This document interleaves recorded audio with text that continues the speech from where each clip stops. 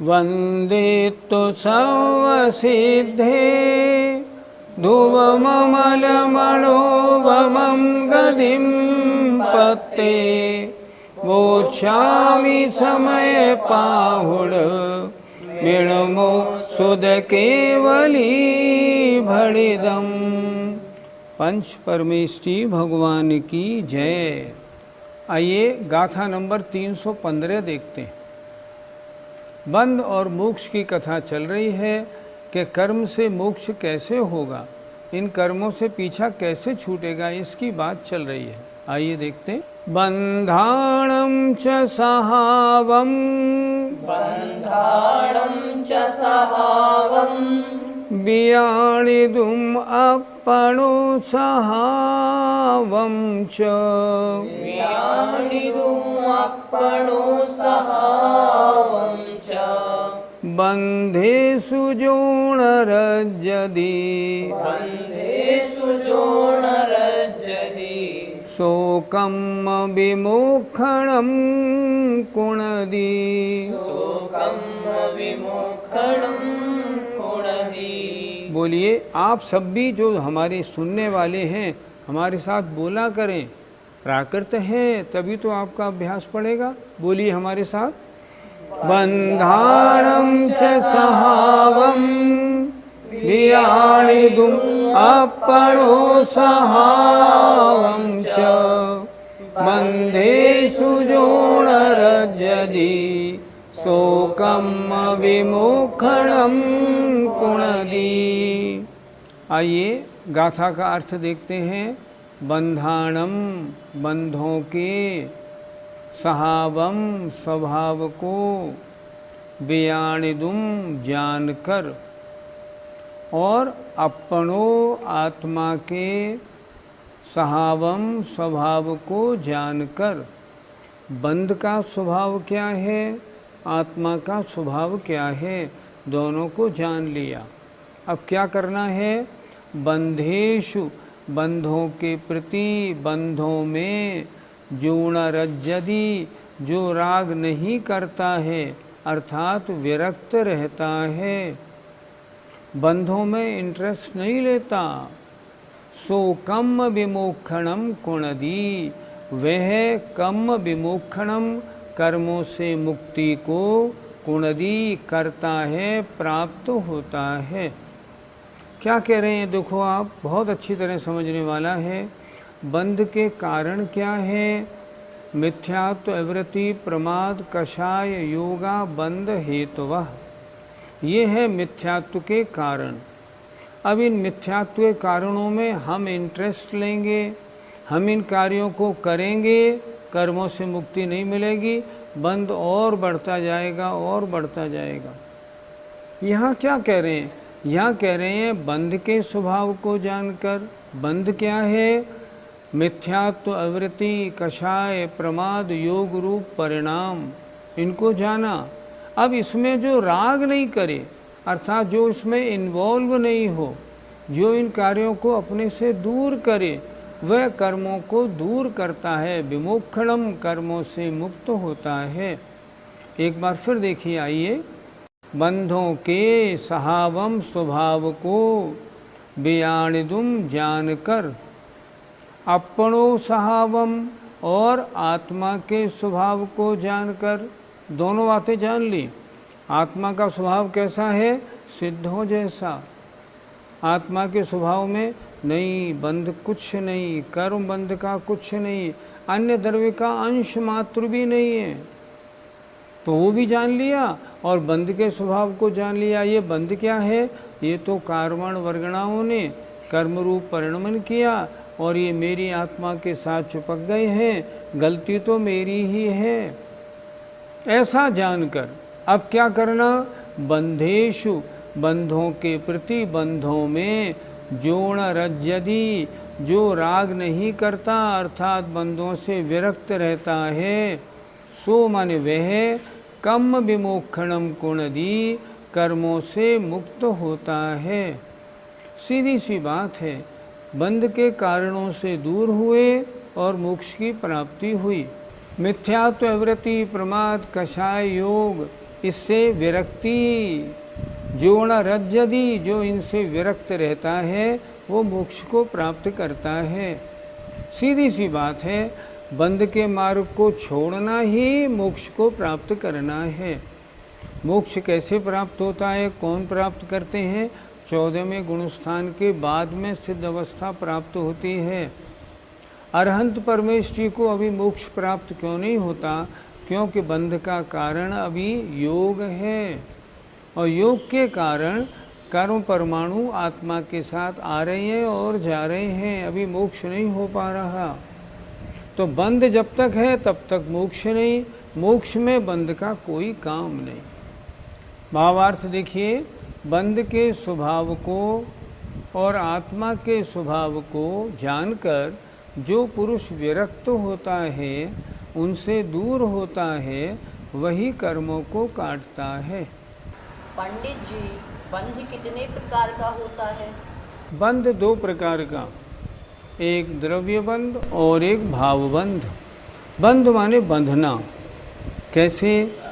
जो आत्मा में राग द्वेष होने के कारण जो कार्बण वर्गणाएँ कर्मरूप होकर आत्मा के साथ बंध जाती हैं, जीव और पुद्गल, इन दोनों का जो बंध हुआ वो कहलाया द्रव्य बंध।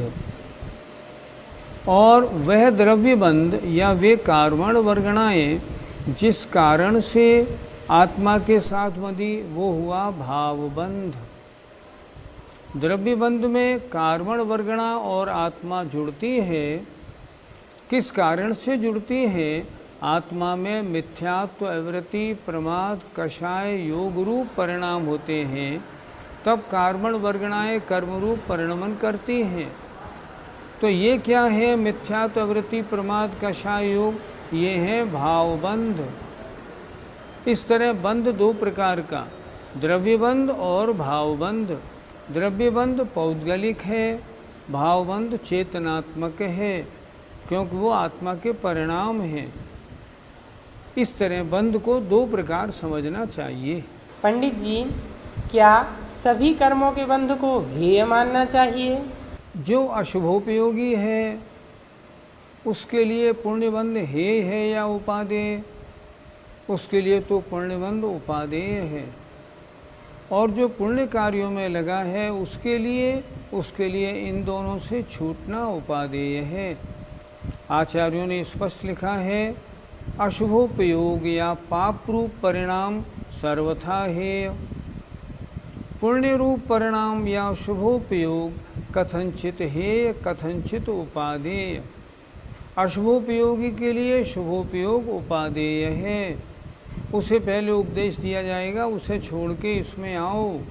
और जो शुभोपयोग में है मुनि महाराज, तो उनसे कहा जाएगा शुभोपयोग छोड़ो, शुद्धोपयोग में आओ। यही तो आचार्य समय सार में कह रहे हैं कि देखो हे मुनिराज, आप शुभोपयोग में हैं, इसको छोड़कर शुद्धोपयोग में आए। इसलिए पाप बंध सर्वथा हेय, पुण्य बंध कथनचित हेय कथनचित उपादेय, और इन दोनों से छूटना सर्वथा उपादेय है। पंडित जी, हम बंधों से कैसे विरक्त हों? पहले तो बंध के कारणों को जाने। बंध के कारण क्या हैं? मिथ्यात्व, अविरति, प्रमाद, कषाय, योग। अब इनसे छूटा कैसे जाए, इनसे विरक्ति कैसे हो? सबसे पहले सम्यक दृष्टि बने तो मिथ्यात्व से होने वाला बंध रुक जाएगा। उसके बाद पहले वृत्ति बने, तब एक देश अवृत्ति रुकेगी। मुनि महाराज बन जाएंगे तो अविरति सर्वथा रुक जाएगी। अर्थात अविरति से होने वाला बंध एकदम दूर हो जाएगा, उससे हम दूर हो जाएंगे, हमें विरक्ति हो गई। लेकिन इस पंचम काल में कषाय, प्रमाद या योग, इनसे छूटना संभव नहीं। मुनि अवस्था में कभी जब सप्तम गुणस्थान होता है तब प्रमाद से विरक्ति मिल जाती है, लेकिन कषाय और योग से विरक्ति पंचम काल में संभव नहीं। लेकिन भैया जितना छूट सकता है उतना तो छोड़ें। सबसे बड़ी मुश्किल क्या है, अभी हमारा मिथ्यात्व तो नहीं छूटता। अभी तो हम सच्चे देवशास्त्र गुरु के अलावा अन्य देवशास्त्र गुरु की पूजा वंदना में लगे रहते हैं। कितना अंधेरा है बताओ, जहाँ जाओ वहाँ यही हो रहा है। अभी एक मंदिर जी में गया था, लोगों ने कहा हमारे यहाँ सिद्ध चक्र विधान चल रहा है, सिद्ध चक्र विधान के बारे में समझाओ। मैंने कहा कुछ भी कहूँ उससे पहले देखूँ तो ये लोग हैं कैसे। मैंने उनसे पूछा, अच्छा पहले ये बताओ, आप में से अन्य देवी देवताओं की पूजा कितने लोगों ने छोड़ रखी है? सब ने कहा हमने किसी ने नहीं छोड़ी। तो मैंने कहा भैया सिद्ध चक्र विधान के बारे में बाद में समझना, पहले ये समझो मिथ्यात्व से होने वाला बंध कैसे रुके। अभी तो आपका सिद्ध परमेष्टि में विश्वास ही नहीं है। तब मैंने वहाँ 2 दिन बड़ी मेहनत करके कम से कम 150-80 लोगों को ये नियम दिलवाया, ठीक है आज से हम अन्य देवी देवताओं की पूजा का त्याग करते हैं। प्रश्न करना तो बड़ा आसान है, इन बंधों से कैसे छूटें? छूट सकते हैं, हाँ 2 से तो छूट ही सकते हैं, एक मिथ्यात्व और अविरति। मिथ्यात्व से छूटना तो खैर बहुत आसान है, थोड़ा समझ लें और मजबूत हो जाएं तो मिथ्यात्व से हमारा पीछा छूट जाए।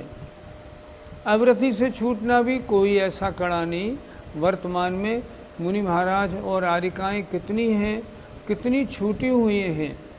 वो एक देश छूटी हैं, ये सर्वदेश छूटे हैं। छूटने में हम नहीं छूट सकते, क्यों नहीं छूट सकते? आगम के अनुसार मुनि बने, आगम के अनुसार चर्या करें, अविरति की समाप्ति हो जाएगी। इसलिए छूटे कैसे? बंध के स्वभाव को समझो, मुक्ति के स्वभाव को जानो, उसे छोड़ो, इसे पाओ, अपना काम हुआ।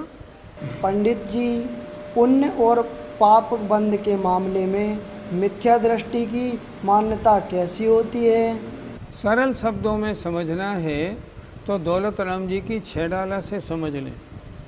उन्होंने क्या लिखा? शुभ अशुभ बंध के फल मझार, रति अरति करे निज पद विसार। पुण्य का जो फल है उसे बहुत अच्छा लगता है, पाप का फल उसे बहुत बुरा लगता है, उसमें रोता है, रति अरति करे, और उस समय उस अच्छे और बुरे फल में ऐसा डूब जाता है, निज पद विसार, अपने पद को भूल जाता है। ज्ञानी क्या करता है? कैसे भी अच्छे कर्मों का अच्छा फल मिले, बुरे कर्मों का बुरा फल मिले, लेकिन ज्ञानी को उससे कोई लेना देना नहीं, उसके परिणामों में हमेशा समता रहती है। क्यों? इस अच्छे या बुरे फल से मेरी आत्मा का कुछ बिगाड़ होने वाला नहीं। जब मेरी आत्मा का कुछ बिगाड़ होने वाला नहीं तो हर्ष विषाद कैसा? मेरी आत्मा का बिगाड़ होगा तब मैं रोऊंगा कि ओहो मेरी आत्मा पतन की ओर जा रही है। लेकिन कर्मों के फल से मेरा बिगाड़ कुछ नहीं होता। आचार्य श्री कहते हैं कर्म के उदय को हम नहीं रोक सकते। ध्यान से सुनिएगा, कर्म के उदय को हम नहीं रोक सकते, हाँ कर्म के उदय में हंसना या रोना हम रोक सकते हैं। कर्म का उदय कैसा हो, हमें समता भाव से उसको स्वीकार करना है। ये है बंध तत्व का सही श्रद्धान। क्यों? क्योंकि इससे मेरी आत्मा का कुछ भी नहीं बिगड़ रहा। पद्यानुवाद पे दृष्टि दीजिए। शुद्धात्म का परम निर्मल धर्म क्या है, क्या बंध लक्षण विलक्षण कर्म क्या है। यो जान मान मतिमान प्रमाण द्वारा, छोड़े कुबंध गहते शिव धाम द्वारा। शुद्धात्म का धर्म क्या है, बंध का लक्षण क्या है, इसको प्रमाण द्वारा जो बुद्धिमान जानकर कुबंध को छोड़ते हैं और गहते क्या है, आत्मा के स्वभाव को शिव धाम द्वारा, द्वारा माने मार्ग, रास्ता, द्वार माने दरवाजा, वे मोक्ष धाम के दरवाजे को प्राप्त कर लेते हैं। यही मार्ग है, दूसरा मार्ग नहीं। आइए गाथा नंबर 316 देखते हैं।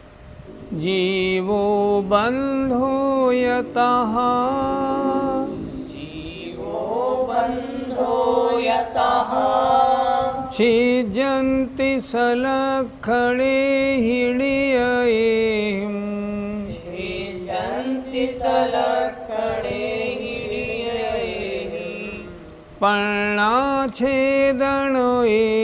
दू, पर्णाच्छेदनेन दू, छिन्नाणात्मा वर्णा।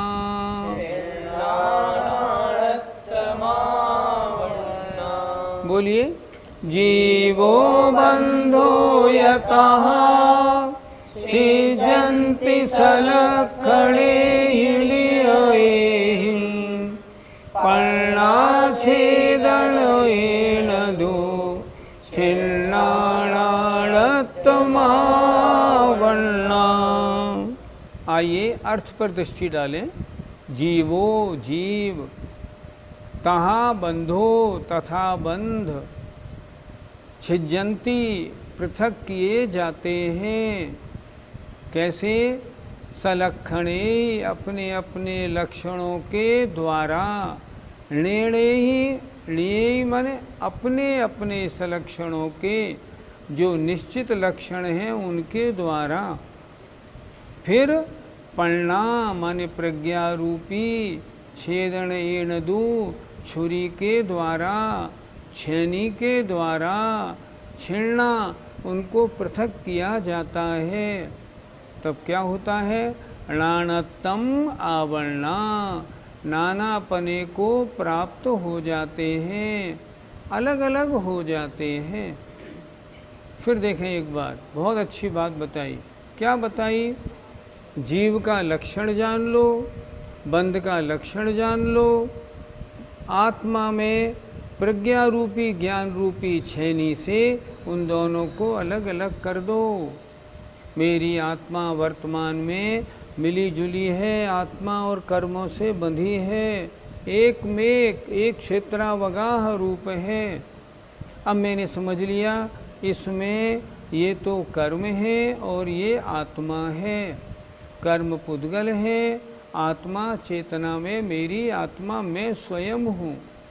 मेरे में ये कर्म चिपके हुए हैं, ये कर्म मेरे लक्षण नहीं, चेतना बंध का लक्षण नहीं। किससे बात हुई? ये प्रज्ञा रूपी जो मैंने शास्त्रों से ज्ञान प्राप्त किया, उस छुरी के द्वारा मैंने इनको अलग अलग कर दिया। फिर एक बार देखते हैं। जीवो बंधो यतः, जीव तथा बंध छिज्जन्ति पृथक किए जाते हैं, निये ही सलक्षणे ही अपने अपने निश्चित लक्षणों के द्वारा। द्रव्यबंध पौद्गलिक, भावबंध अशुद्ध आत्मा का परिणाम, मेरा स्वरूप सिद्धों जैसा शुद्ध, ये अलग मैं अलग। यद्यपि भावबंध राग द्वेष परिणाम आत्मा में हुए हैं, फिर भी मेरे स्वभाव नहीं। कर्मबंध के कारण हुए हैं, इसलिए मुझसे भिन्न हैं। क्यों? इनका लक्षण ही भिन्न है। कैसे छेदे जाएंगे?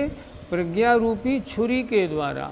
देखिए जरा, पर्णा छेदन एणदू, प्रज्ञा रूपी छुरी छेनी के द्वारा इनको छेदने से क्या होगा? पृथक हुए, अलग अलग हो जाएंगे। ये भाव कर्म और ये द्रव्य कर्म, ये आत्मा के मेरे स्वभाव नहीं। मैं तो ज्ञाता दृष्टा आत्मा मात्र हूँ। अब ये अलग अलग हो गए। जब मैंने जान लिया, अब मैं इस रूप परिणमन क्यों करूं? बस मैंने उस रूप परिणमन करना छोड़ा और मेरी आत्मा शुद्ध हुई। भावार्थ देखें, जीव तथा बंध ये दोनों अपने अपने निश्चित लक्षणों के द्वारा पृथक किए जाते हैं। प्रज्ञा रूपी छुरी के द्वारा छेदे हुए माने पृथक किए हुए ये नाना रूपी अलग अलग हो जाते हैं। इसलिए ज्ञान के द्वारा इनको पृथक करना संभव है। हम ज्ञान पहले जाने, तदनुसार आचरण करें, ये दोनों पृथक हो जाएंगे। पंडित जी, क्या शुद्धोपयोग में बंध नहीं होता?